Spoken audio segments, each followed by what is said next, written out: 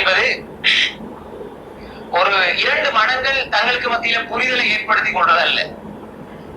அது மட்டுமல்ல, சங்கடங்கள் பிரச்சனைகளை எப்பொழுதுமே எதிர்கொள்ள வேண்டும் என்பதல்ல.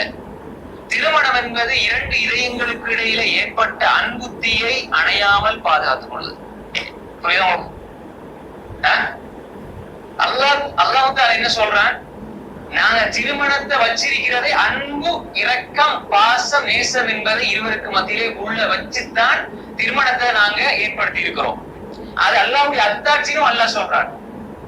எப்படி திருமணம்? நான் இதை ஏன் சொல்றேன்டா, எல்லா இடத்துலயுமே எல்லா குடும்பமும் பிரச்சனை வரணும், எல்லாருமே கஷ்டப்படணும், பிரச்சனைகளை எதிர்கொள்ளணும், எப்பொழுதுமே பிரச்சனையோட தான் வாழணும் என்பதல்ல திருமணத்தின் அடிப்படை.